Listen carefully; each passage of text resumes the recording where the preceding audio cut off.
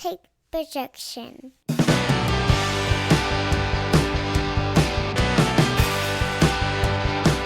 It's Friday morning, and you know what that means. It's time for another episode of the Alabama Slam Podcast. I'm your host, Corey Hanna. What's going on, guys? It's Patrick Akers. And we are coming to you maybe just a few minutes late. We usually try to have this thing up and running at 6 o'clock in the morning on Friday, but we had a couple-day trip to Memphis for work. Got back late yesterday afternoon, and we're kind of pinched for time with some other things. And so, fuck it, let's record in the morning, and then we'll just put it out as soon as we get done. So we apologize for that, but hopefully it's not going to be that late, and hopefully we didn't ruin your morning if it's the first thing you do when you get up on Fridays. Well, we could have either done like a 20-minute podcast. That's right. Or give the MJF Ricky Starks promo the full time it deserves to talk about how brilliant it was. But we'll get there eventually. Yeah, because we would have had maybe 20, 30 minutes last week. Yeah. If that. So, yeah, we'll get there shortly. But, let's get into the week in WWE first. I have to admit that I didn't get to see a lick of SmackDown on Friday night, and I usually don't get to see Raw at all. So all the news this week's coming straight from Patrick on that one because I missed out. So SmackDown, so I didn't watch Raw from this past Monday. I watched SmackDown last Friday. Obviously, Sami Zayn and Kevin Owens are continuing to kind of orbit each other. They had a tag team match, good match. The main thing I want to talk about from SmackDown was the awesomeness of Ricochet and Escobar from Friday night, the finals of the SmackDown World Cup. This was just a fantastic match. I did see a lot of tweets about it, about how good that one was. Yeah, Legado del Fantasma, I think is what their stable's called. I think I maybe have mentioned on this podcast before how much I wanted like a all Lucha Libre Mexican stable in AEW with like Andrade and Rush and all those guys. Well, that's what this is in WWE. I mean, Selena Vega looks like a star. Escobar looks like a star. Don't know who the other two guys are, but they look good in suits too. Obviously, they're playing second fiddle to the other two. Ricochet is a guy that I've always liked. I don't know if WWE has necessarily figured out the perfect way to present him, but it seems like they are honing in on his presentation. Yeah, it feels like they're kind of finally trying to give him a push, because I was real into him and Aleister Black at the time because they both came up at the same time from NXT. Yeah, and they had them tagging for a little bit, which was a little awkward. But I don't think either one of them really got a fair push there. And then obviously they've just now, and maybe it's just because of Triple H, try to figure out exactly how to present him. Yeah, and I mean you want you need another big time African American superstar. There's a void there in WWE for somebody to try to fill it. And when you talk about Ricochet, I mean just the moveset alone. I mean this dude is incredibly gifted in the ring in the way that very people who have ever stepped between the ropes have been. If you'll remember the first time he got introduced to a WWE audience, it was in NXT. He did the flip from inside to outside and landed on his feet, right? I mean, how many people can do that? And, he was Intercontinental Champion when Vince was still there. I mean, I don't even think the Intercontinental Championship was defended on WrestleMania, so that's how little it was thought about. Now, obviously, Gunther has taken the Intercontinental Championship to where it's been. Ricochet and Gunther have had a history with each other. But now, the second time around, this feels like a way bigger deal to the point where it closes out the show. Their stare down. And Escobar and Ricochet had fantastic chemistry. The spots they were doing, obviously they've wrestled before in Lucha Underground. I don't know. If you want to look at, what could a new style of WWE sort of look like? Because obviously we've talked about this so many times before. They cannot do the kind of breakneck, fast-paced, high-octane bumps the way that AEW can do because they have to wrestle the next night. And physically you're just incapable of doing that. But I think this is a version that they can do going forward. And, I mean, it was fantastic all the way around. So just wanted to mention that off the top before we got into some other stuff. Didn't watch Raw, read the results. On Raw, that seems like the big story is the Women's Championship. We got to put some challengers in line for Bianca. So they had a couple of triple threat matches. Looks like we may be getting Rhea Ripley versus Asuka. Yeah, and I've seen some things this week about maybe Asuka returning or teasing her a return to her more sinister ways. I guess. The gimmick she was doing in Japan. Yeah. So that could be really cool. Yeah. Austin Theory continues to be on that show, doing great work. So we're on the road to WrestleMania. There's speculation of buzz leading into the Royal Rumble coming up next month. Who's going to win it? Could it be Cody Rhodes? Could it be The Rock? Who knows? A good time in WWE. And before we get to AEW, didn't bring this up to you. Did you see the Sasha Banks rumors? I saw that she's rumored to be at Wrestle Kingdom. That's a big...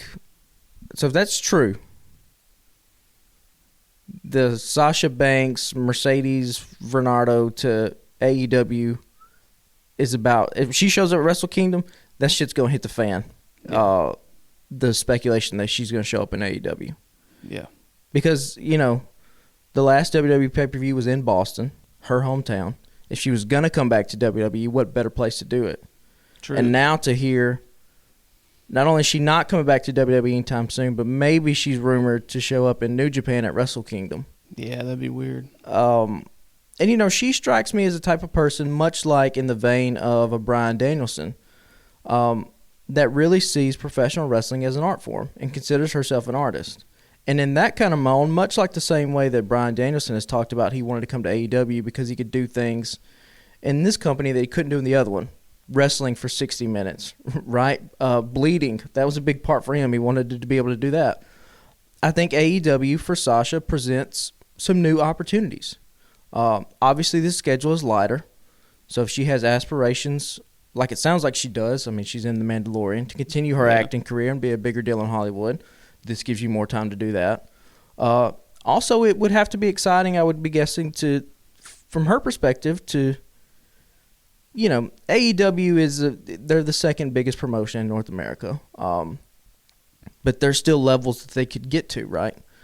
And so, maybe the prospect of coming into a new company and helping to usher it into new heights is something that would be appealing to her as well. So yeah, it would be a much-needed another shot in the arm to that women's division. And credit to AEW. They have really taken – that was a big criticism that they've drawn as their treatment of the women's division. And, I mean, now with – you got Britt and Saraya and Jamie Hayter and Toni Storm and Jade Cargill. I mean, there were 3 women's matches on the pay-per-view last month that were 3 separate stories, right? Yeah.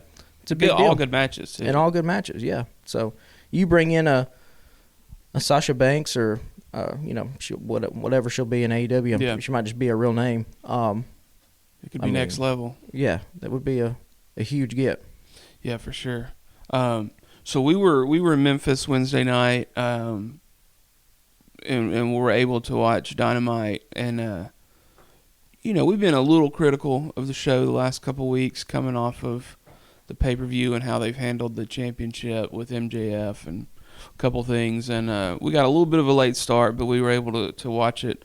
They started off with the Dynamite Diamond Battle Royal, and Battle Royals to me, outside of the Royal Rumble where you get the big returns sometimes, are typically pretty uneventful for me because there's so much going on and production has kind of a hard time keeping up with things, and there's spots that they just don't go over that well because how do you really practice something like that? You can kind of call some spots, but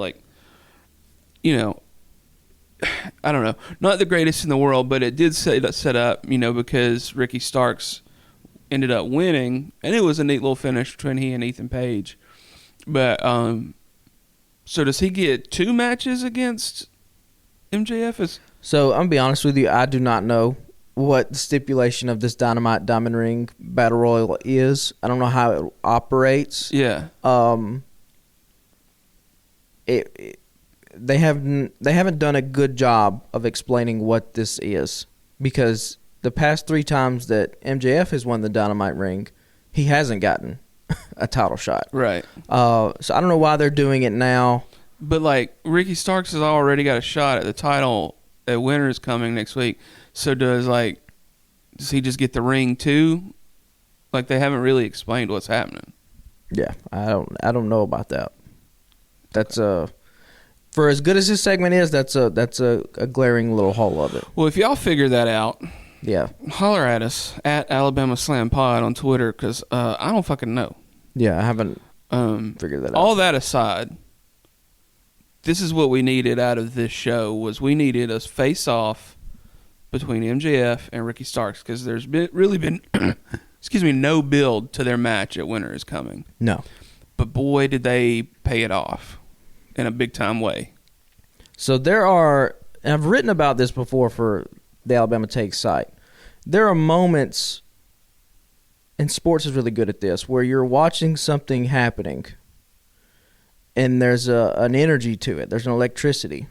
And it makes you sit up a little bit straighter, and you go, oh, this is something that, like, there's a thing that's happening right now.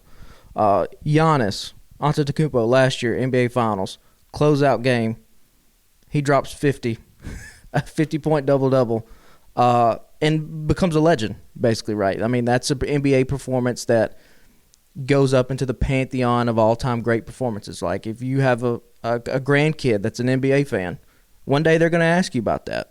And, you know, sports all the time makes those moments. So what makes sports so great. Wednesday night, Ricky Starks had one of those moments. And this is his. We have talked about the massive amount of potential we've seen in Ricky Starks. If you will go back through some of our archives, we had a podcast titled The 45-Second Brilliance of Ricky Starks. I'm going to beat your ass. They'll beat your ass. So, like, and little pat on ourselves on the back. So Jamie Hayter and Ricky Starks have both gotten this massive amount of, like, groundswelling support. I feel like we were on them very, very early on this podcast. Hey, we and our made listeners. it very clear that we are Team Ricky. We've been Team Ricky for a while. So how satisfying it is to finally see that potential be realized Wednesday night. Because MJF hit him with some heavy shots that would have knocked a lot of other people out. The Pebble thing Yeah. was just, I mean, brilliant. Yeah. Saying, hey, I'll send you back. Dollar Store Dwayne Johnson. Dollar Store Dwayne, I'll send you back to wrestling on YouTube where you belong. The Pebble thing got over so well that they're in Ricky's hometown of Austin, and the crowd starts chanting Pebble. Yeah. And you're watching it in the moment, you go, okay, well, he's got to come back with something. And then just the brush pass, shoulder to shoulder, right, hits him. Yeah. Ricky grabs a microphone, well, maxi pad, and you go, okay, he's got Okay, it. yeah. This is it. Yeah, he's in. And a great contrast of styles to the way they do promo. Like, we've talked about how sometimes with wrestlers you can see the performative aspect of wrestling kind of bleeding through a little bit. Like, they have catchphrases they're trying to get through, or they're, you know, Cody Rhodes was really bad about this, where you could tell that they had, like, parts in their promos they wanted to do something, so they do, like, these dramatic turns to the cameras and stuff, and it feels... Yeah, Cody was there's a real way that it always feels kind of phony, and then there's a way where you can feel... I think MJF is good about this, where even his performance feels polished, right? With Ricky, none of that felt performative. Every single bit of it felt real. And I think his promo was even aided by the fact that he kind of was stumbling over himself, right? Like, he was so jacked up on this energy. The veins popping out. I mean, he said a line like, I'm going to stomp an asshole into you, right? That's not a good line. Yeah. Separated from the promo, right? But the way he's delivering it, and he's in his face, and he's going back to back to back, you could just feel like He's still this is fresh a off star. a match, yeah. So Yeah. he's you know, he's still trying to catch his fucking breath because he's been throwing people out of the ring for 15 minutes. Yeah, and this is, you know, what a moment for AEW to be in, where the ratings have kind of dwindled a little bit, and we're kind of in uncharted territory with AEW. It's a testament to AEW and to Tony Khan to, like, not panic, right? Because if you think about all the champions that AEW has right now, outside of Samoa Joe, they're all AEW originals. And I think there would be a great temptation to... Well, and Chris Jericho. Well, yeah, he's Ring of Honor. I guess it's Ring of Honor as much as AEW now as anything, right? But, I mean, you talk about MJF. You talk about Jade Cargill, Jamie Hayter, The Acclaimed, Samoa Joe being the outside guy. But Samoa Joe's not really, to me, I don't think of him as a WWE guy. So I think with other people, there might be this temptation to where, the ratings are slipping. Let's put the belt on Bryan Danielson. Like, let's do Danielson Moxley. Let's do these big names that came from the other company. And AEW's just kind of be like, nah, we're just going to kind of do this thing. And we have 2 AEW originals inside the ring, and this is our main event program. And not only does it feel right, it feels exciting. Like, there's a buzz about it. Yeah. They're clearly not going to take the belt off of MJF next week, but I think we'll get a banger of a show, of or a match for sure on that one. And I think they'll start a long-term feud. So whatever your plans were, if your plans were after Winter is Coming, that you were going to turn right around and do MJF versus Bryan Danielson, personally, seeing what you saw from Ricky Wednesday night, I think you have to put those plans on hold. I think this has to be Ricky Starks versus MJF at least up until Revolution. It was that big of a moment. And I think wherever you had, if in Tony's office he's got like a big whiteboard or whatever, and he's got it separated by like main event, mid card, lower card, whatever, and he's got the names on there. And under the main event, it's like Omega and Moxley and Danielson.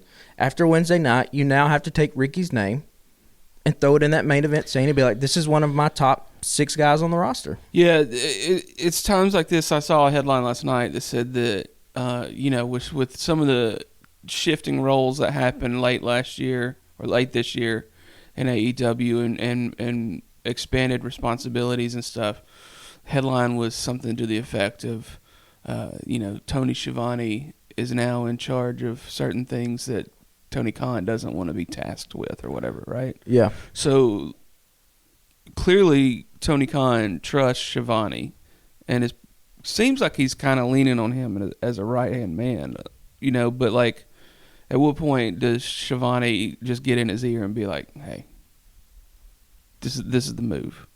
Well, if Khan didn't figure it out for himself, and that's the thing, like, you don't need anybody to tell you now. Like that the crowd. Yeah, they told you. The internet after Wednesday has told you what they feel about Ricky Starks. I mean, you just listen to us, and we be hashtagging Team Ricky.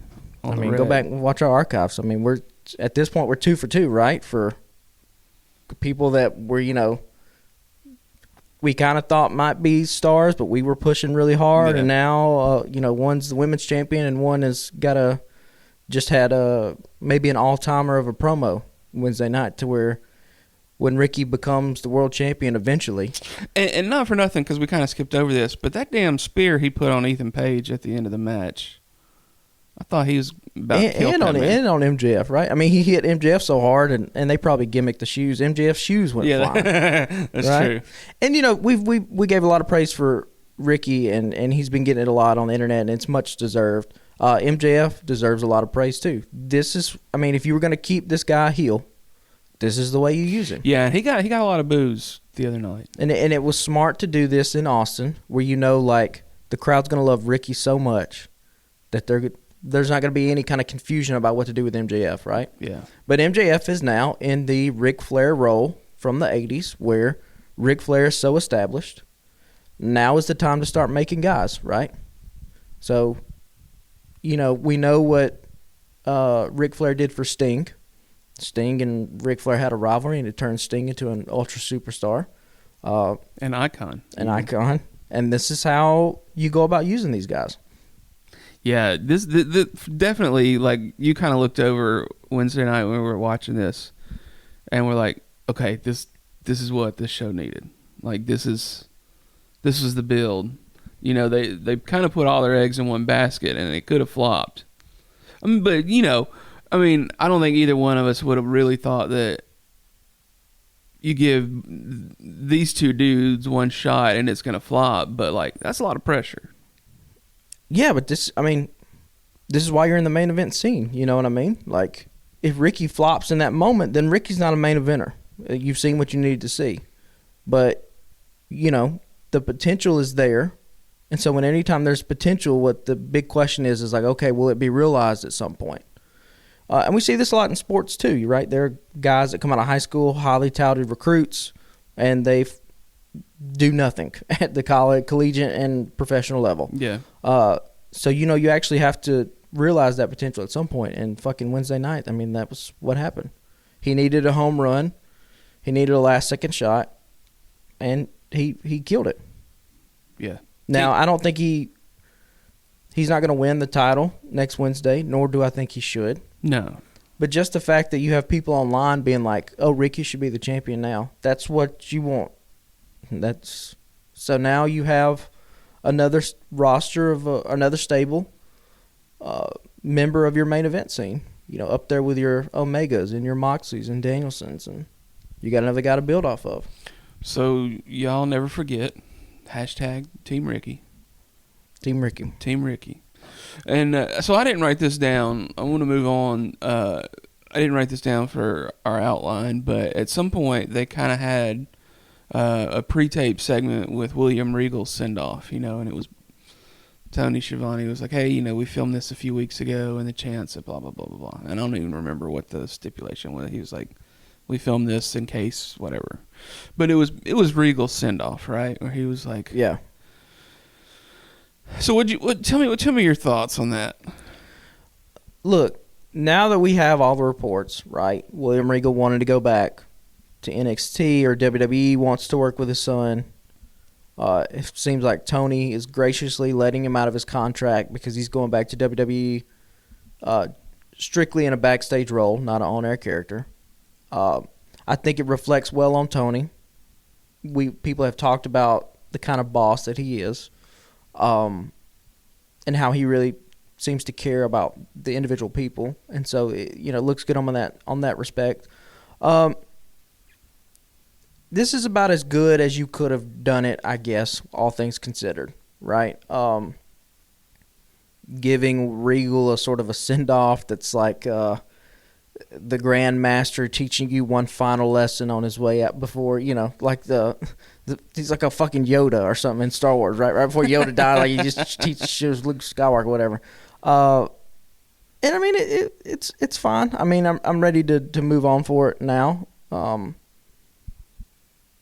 It was nice that you gave MJF the kill, I guess, because he can now have that in his belt. The question is going to be, where does Blackpool Combat Club go from here? I think that's the bigger question. Yeah, because it was setting it up as a way to keep the Blackpool Combat Club together, but I don't know that they'll really stick together. There's been some dissension. Well, Claudio and Jericho have the match coming up tomorrow, where if Claudio loses, he has to join Jericho Appreciation Society. I think the way to go is to have Claudio lose and have to join the JAS. I think he becomes way more interesting if he's in JAS. But we look at what we've talked about, how well Jake Hager's been doing. Like, he fucked up that Conrada off the top rope. Well, Claudio right now has been, outside of when he first debuted and got the win at Blood and Guts, has he done anything of note? No. He's kind of just been in the background with his arms crossed, looking tough. Yeah. While Moxley and Danielson have all the shine. Yuta, can we say that Yuta's been elevated since he's been in Blackpool Combat Club? He's had moments. Yeah, he had the Pure Championship for a little bit. But, it's fizzled out to almost nothing, right? Yeah. So yeah, because he was getting a pretty good push. Yeah, and that momentum seemed to die out. Yeah, and so having Claudio still be a babyface, but have to be a part of this group of clowns could make for some interesting storytelling. Yeah, but then you're gonna have that going on with Matt Hardy too in the firm. Well, Matt Hardy doesn't. He's not on TV. True. He was there Wednesday night, but it wasn't anything. Yeah. And AEW repeats stories all the time. That's true. So this would be a little more high profile one, I guess. Yeah. Yeah. And it seems like the firm might have their sights set on Jungle Boy or Jack Perry, judging out what came out of the Battle Royal. Yeah, they called him Jungle Jack Perry in the intro to the Royal the other night. Yeah. So it looks like that might be something that they're setting up down the road. So, we have some other stuff that we could do for the firm so that we're not highlighting on the same story that we could potentially be telling with Jericho and Claudio. Yeah. But So it was a little send off for Regal, way to kind of end that story. Yeah, I mean, I don't really have any other thoughts. I think you kind of touched on it. Like, I think the reports that some dirt sheets were saying that like Regal didn't feel appreciated in the locker room, and like the younger talent didn't really respect his opinion. I think all that's a bunch of horse shit, personally. I think there's a narrative out there that some websites like to run with when it comes to AEW, and there are some that are very anti-AEW and some that are very pro-AEW. And, you would have to be quite the dumbass to have somebody like William Regal come into your locker room and not ask that guy for advice. yeah. So I think all that is, and I think he even himself or somebody in his camp was like, no, that's not true at all. So, Yeah. but he'll go back to WWE, and kudos to him. He deserves happiness. He's been a legend in this business for a while. Yeah, and like you said, it says a lot about Tony Khan to be like, yeah, you can have an out, Yeah. It's been fun. Yeah, I mean, Appreciate you. And honestly, what else were you going to do with William Regal? Yeah. Like, you kind of did the thing, and then you had your ultimate heel put a stop to him. And, I mean, you explained it about the best as you could. There's probably a more elegant way you could have done it. But all things considered, it wasn't bad. Yeah. So next up, TNT Championship, Darby Allin versus Samoa Joe. And this was interesting. Darby Allin took a hard fall out of the ring. He went through the ropes trying to hit Joe. Joe just walks out of the way. The vintage Joe walking away from guys diving on him is the greatest spot. I love that so much. It just proves that Samoa Joe's just like the smartest professional wrestler that ever lived. I mean, I didn't mean to cut you off, but like I honestly thought they'd let Darby get in a little bit more offense, but he just ragdolled that man. Yeah, and I mean, Darby is good from fighting underneath, right? And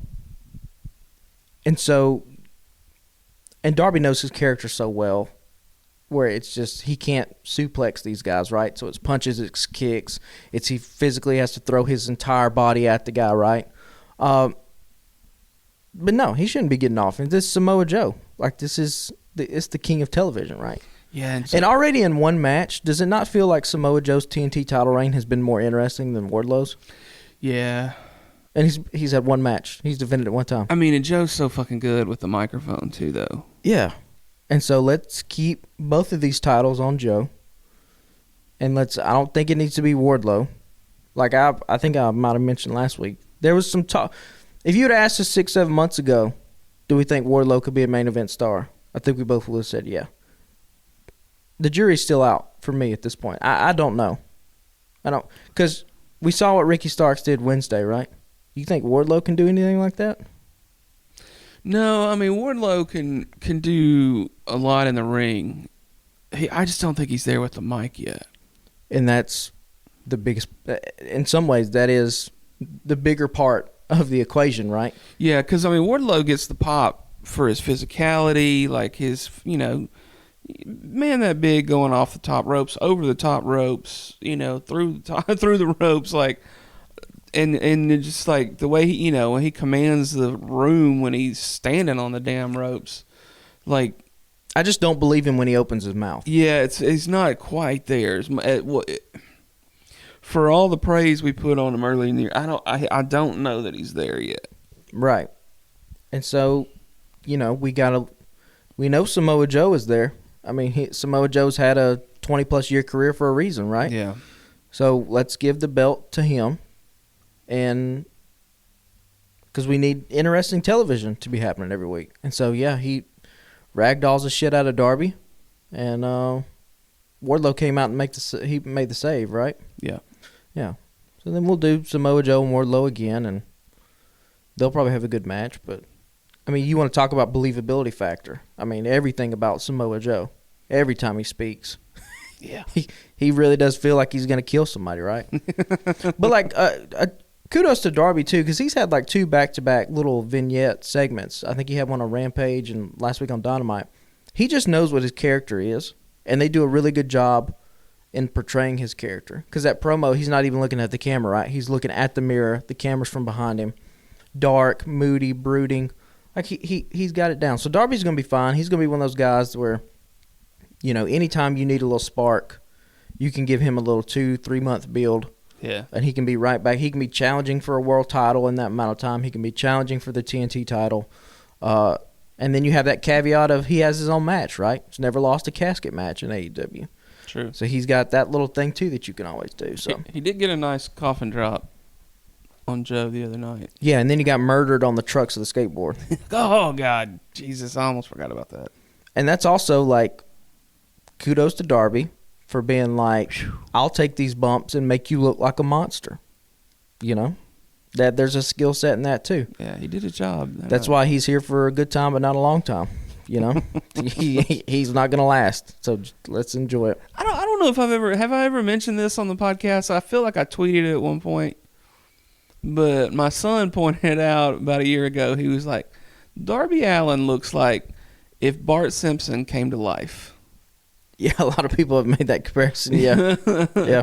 And that is funny as shit to me. If like Bart Simpson came to life and was like really big into emo music. Yeah. Like had a My Chemical Romance tattoo and all that stuff. Yeah. I love it. So yeah, that was good. And landing on those goddamn trucks at the end. Shoo. When he grabbed the skateboard, I was like, this don't end well. Yeah. So, yeah. So next up, Claudio and Wheeler versus Garcia and Jake Hager.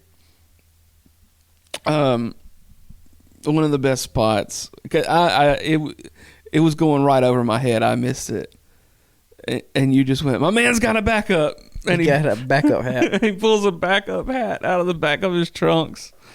I love it. Tries to give it to Claudio. And shout out to Jake Hager's hat on Twitter. I think it's I think that's the correct handle. Yeah. Yeah, Jake Hager's hat. That's funny. I saw that the other night. So it's like, see, that's what I mean. That is a thing that if Claudio joins the JAS, he can have a thing like that. You mean to tell me you're not gonna think it's funny as shit if Jericho makes Claudio and Hager tag team, and he makes Claudio wear a purple hat? Yeah, because he almost put the hat on the other night. Like, come on. That's great. Like, we need different... All these notes. AEW can't be super serious wrestling all the time. It has to be able to play different notes. And for a guy like Claudio, he has to be able to play different notes if we're going to see him... I mean, we're probably not going to see him progress in his career at this point. He's in his 40s. I mean, he kind of is what he is. But, you know, much like Kane back in the day had a run with Team Hell No with Daniel Bryan. Like, and that's a memorable arc in his career. Like, you could do something similar with Claudio with this dumbass purple hat thing, you know? So I'm down for it. The match was fine. I mean, Claudio and Yuta get the win, which probably means they're going to lose. They'll both lose Saturday because that's how it happens. Much like how Ricky Stark got the upper hand on MJF, he'll lose next week. Like, whoever goes over before the pay-per-view, that's who's probably going to lose. And 99% of the time in wrestling history. Yeah. So You're right. Yeah, so Claudio and Wheeler get the win. Like you just said, like, which means they're doomed in the next match. But there wasn't, to me, this wasn't like super memorable. It had its moments. It had, Claudio almost putting on the hat. yeah. Jake coming up with a second hat. That shit was funny.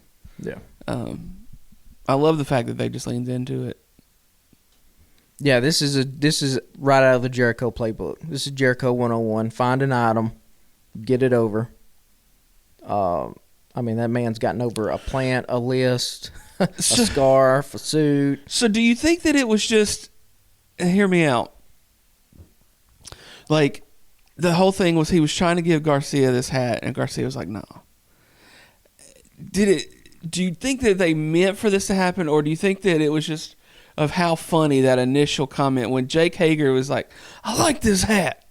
Like, and maybe that people just thought that shit was, because I remember thinking that shit was funny, because I think I hashtag, yeah, I like this hat. And from then on, every time he's said it.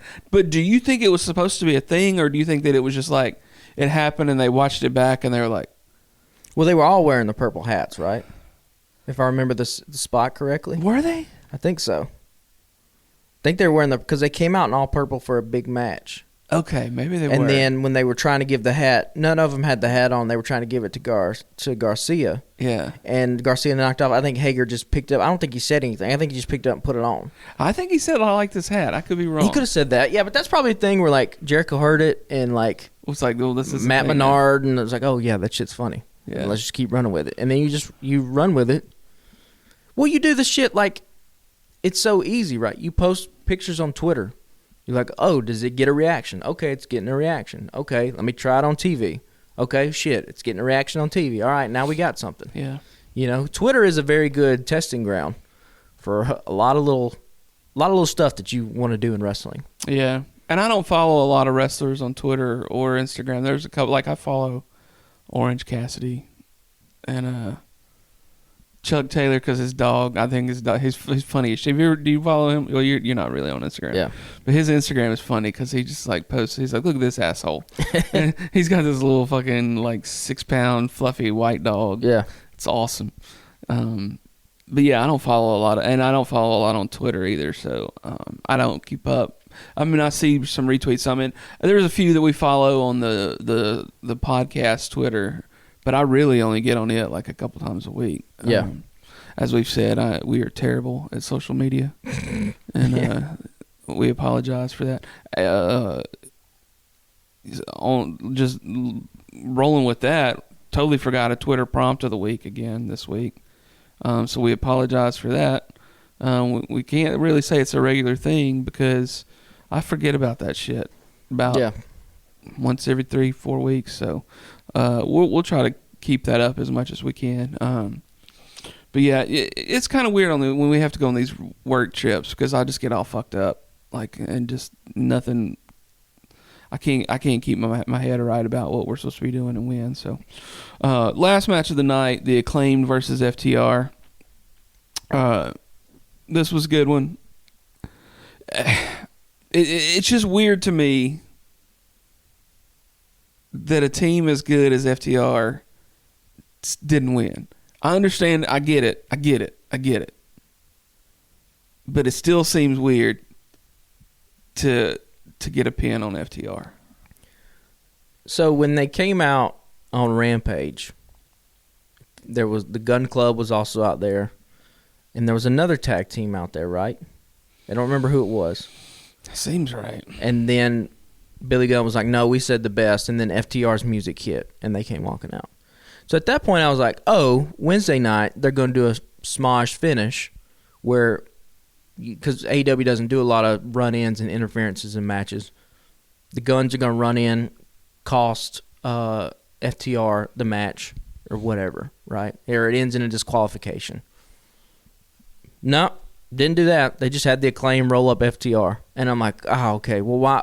In retrospect now, why would we do that? I would have accepted if the Guns ran in and fucked shit up. Yeah, because then you have you could play it off. Acclaim being like, we didn't know that we couldn't see it happen. We'll run this thing back.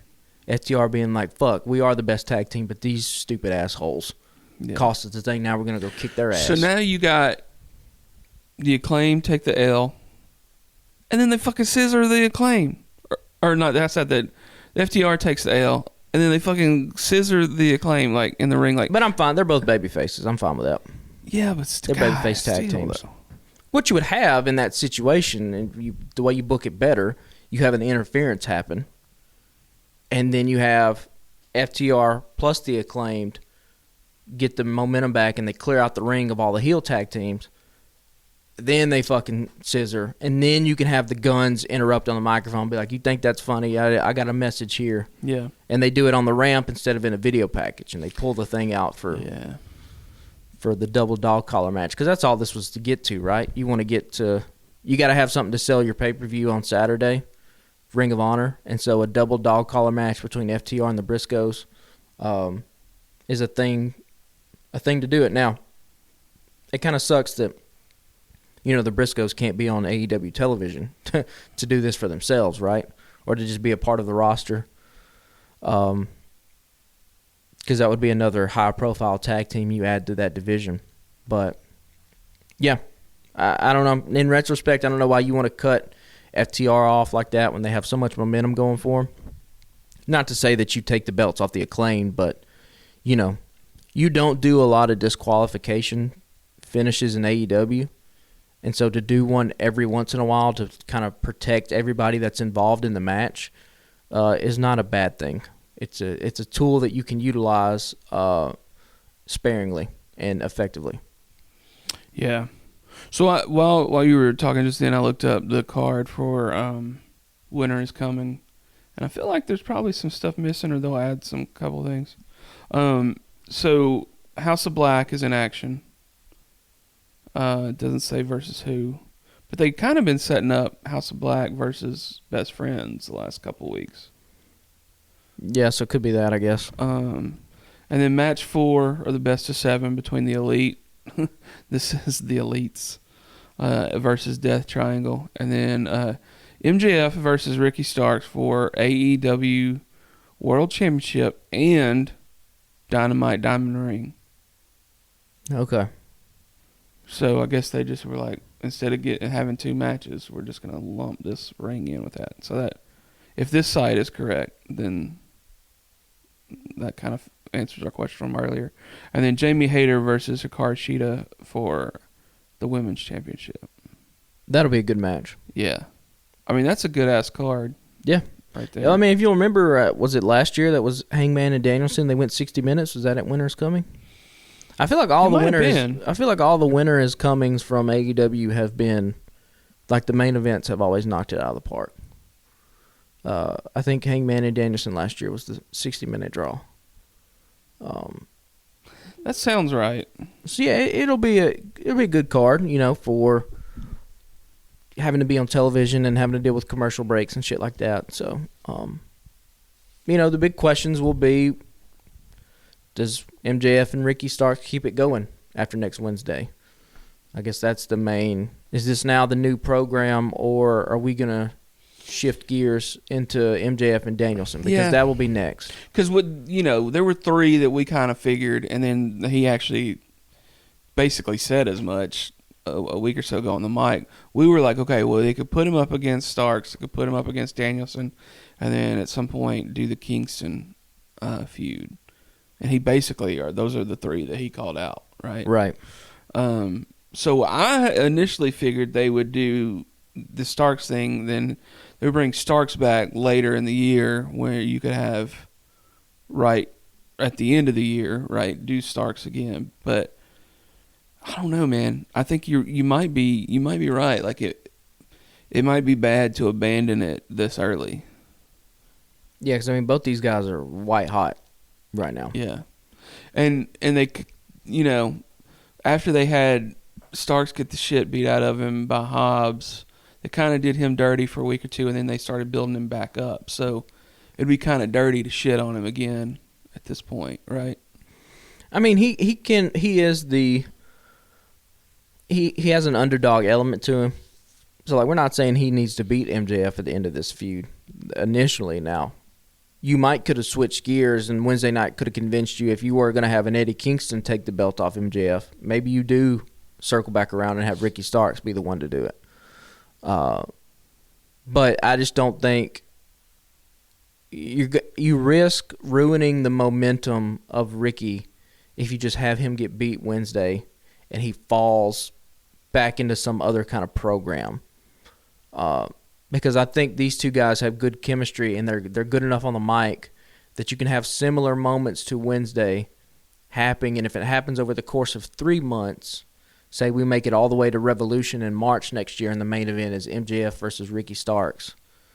Again, because you can do things in the middle, right? In the second match, MJF Ricky Starks, you can do a dusty finish. You can have Ricky Starks, holy shit, he fucking pinned MJF. What the fuck? But then the referee comes out and reverses the decision, right? There are things like that you can do to help build him up, and then you can have Revolution be the thing, and MJF beats Starks, and then he moves on to Danielson or whatever, whoever it's going to be. And then, if you wanted to circle back, you could circle back around. Particularly if they have a kick-ass match Wednesday. hey, it's the 1 year anniversary. Ricky Starks versus MJF. This time you're gonna leave. I'm the guy. Because at that point, the MJF to WWE shit's gonna be all over television. That's at that gonna be point. insufferable. So you can have Ricky be like, I'm the guy here that's been busting my ass. I'm AEW. I'm gonna take this thing from you. Yeah. Yeah, he even said that the other night. He's like, well, you were off for 3 months. He's like, I was here fighting my ass off every week. Yeah. So, yeah. I mean, I at this point, I think that's going to get us for the week. Sorry we don't have a Twitter prompt or Facebook prompt of the week. I think I'm all out of thoughts except for it's about that time of year where somebody going to win a match in WWE. And then they're just going to start pointing at the WrestleMania sign. We're at that time. It's sign pointing season. Here we go. We're kicking it up. For some reason, I always think of Charlotte Flair because it seems like she's the one that does it the most. But just real slow motion. Yep. Just a point. Where the camera's low. And a stare. And it's looking up. Yeah. And you just hold that pose where I'm just pointing. And then they go to black. Yep. Yep. We're nearing that time. It's getting close. Just real quick, if you had a Royal Rumble prediction winner, who is it? I don't know, man. You know, we've talked about it. Could be Cody. Could be The Rock if they bring The Rock in, and that's how they introduce him back into SmackDown. But that would be weird. Like, The Rock don't need to win a Rumble to get a shot at No, he's his The Rock. cousin. Yeah. The Rock just comes in and says, hey, I'm going to have a challenge. You don't need a setup for that storyline. You just be like, yeah, dog, this bloodline runs through me. Like, right. You know, I did this shit 20 years ago. My prediction is going to be Cody Rhodes. I want it to be, and it should be, Sami Zayn. But I think Sammy will be part of the final 2 or 3. Yeah, I think there's another way you can do that Sammy story, too. I mean, we've talked about all the ways they could do that. Cody looks ripped right now. Have you seen any pictures of him? Yeah. Yeah. I mean, it's got to be Cody. Here's my only hesitation with Cody. We know what Cody looks like when he's got the ball, right? We saw it in AEW. It's the convoluted promos. It's the United States versus UK weigh-ins that go one of the worst segments all time in wrestling. Like, we kind of know what that looks like. Look, not for nothing, but I like Cody's promos in AEW. At the end, though, they were all over the place. His story was so disconnected from what was happening on the rest of the show. Now, in WWE, where, you know, things are a little bit tighter and more scripted, maybe he does excel in that environment and he'll be great. I mean, obviously there is no doubt that he was one of the hottest acts in WWE when he left, but also a lot has changed since he was last seen on WWE TV. And Sami Zayn has, even still, like, you just watch it, what are they chanting? It's just fucking Usi. They're chanting Sammy Uso. Like, he's cracking everybody. He's the most entertaining thing on that program. So, I don't know. It should be Sammy, but I think it will be Cody. I think you will see Roman defend both nights, both titles. And I would say Roman probably beats The Rock and loses the next night to whoever is the Royal Rumble winner. Also, if they do Money in the Bank at WrestleMania, which it sounds like they're going to do, that is also an X factor out there. You know? You don't change it back to WrestleMania, or like the first time it goes back to WrestleMania, you want to make a statement with it, right? Either in who wins it, or, you know, do they do a Seth Rollins 2.0? What if they did like? Does Rollins win the Money in the Bank and cash in again at WrestleMania and have 2 moments where he steals titles from Roman? Or I mean, I'm just throwing shit against the wall to see if it sticks. What if KO wins Money in the Bank, Sammy wins one of the titles off of Roman, and then you could have a 3-month thing of leading up to when's KO going to try to get his shot versus Sammy. You could do that. That's a thing. I like KO a lot. But yeah, it's all there's a lot of balls up in the air. Because the biggest question is who is going to dethrone Roman. Yeah. Because everybody, us included, think it's going to happen at WrestleMania. It's got to be Sammy. Listen, we've said this. We said this a couple of shows. Don't fuck this up, Hunter. Yeah. Come on. This is your time to make a statement. I mean, yeah, there's a million different ways you could go. I would love to be a fly in the room as they're discussing this. But if you hear WWE talk about it, they already know what they're going to do. Yeah. That's the reports that have been. These plans have been solidified. We know exactly how we're going to do this. So, yeah. I don't know. We'll see. I guess that's going to get it for this week, unless you got any final thoughts on anything. No, that's it. So y'all holler at us on Instagram and Twitter at Alabama Slam Pod. We now have a Facebook page as well. Just look us up there. I think it's just the Alabama Slam Podcast. And we're part of a network of folks that got several other podcasts going and writers. Patrick's been writing for the AlabamaTake.com for most of the last year. He's putting the brakes on that for a little bit to focus on some fiction writing. But we've got a bunch of podcasts with some friends and family over there.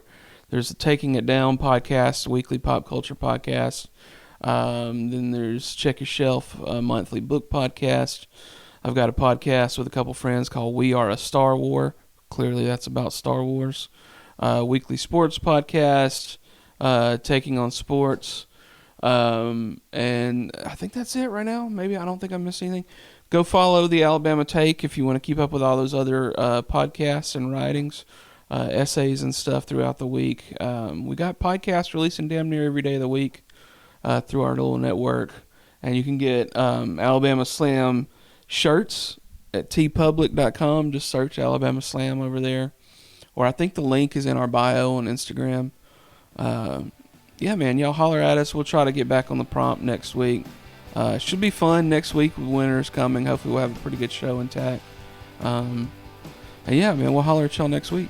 Later, guys.